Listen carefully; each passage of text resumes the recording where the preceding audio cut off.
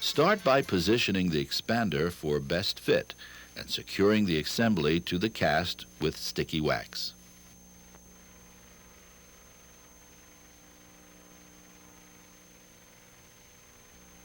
Then brush a thin layer of model release agent onto the palatal area of the cast, which will come in contact with the triad gel.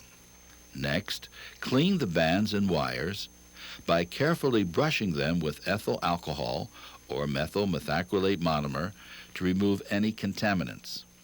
This will help ensure a tight adaptation of the triad material around the wires. Now, secure the bands on the cast with sticky wax, allowing at least 1/2 millimeter between the wires and the surface of the cast as shown. Now you're ready to create the palatal expander using triad gel. We'll demonstrate the procedure for creating a 2-section expander. Designing the appliance in 2 sections avoids having to cut the finished acrylic and eliminates the potential for disturbing alignment and weakening the appliance. First, apply triad gel to 1/2 of the pallet area of the cast and cure the appliance in the triad unit for 30 seconds.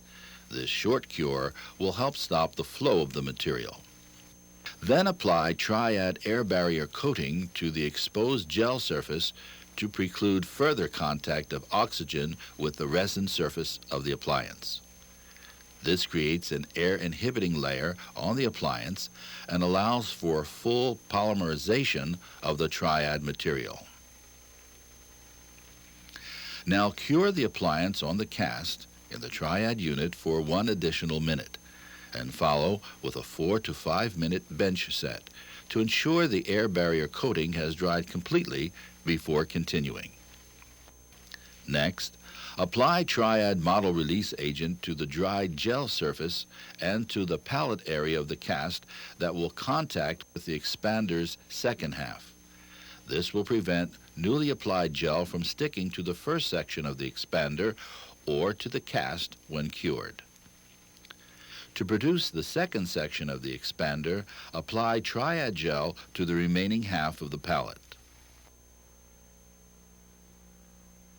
As before, cure the appliance in the unit a second time for 30 seconds to stop the flow of the material.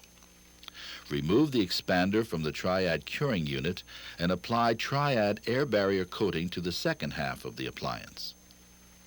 To maximize strength and stability, cure the palatal expander on the cast in the triad unit for a total of 5 additional minutes. Now gently remove the appliance from the cast and paint the entire tissue surface with air barrier coating. Place the expander in the triad unit, tissue side up, for a final 3-minute cure.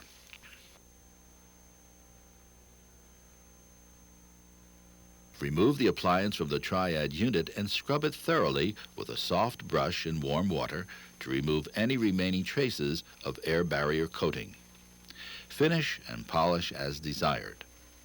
The 2-section appliance needs no cutting and can easily be adjusted using the expander key.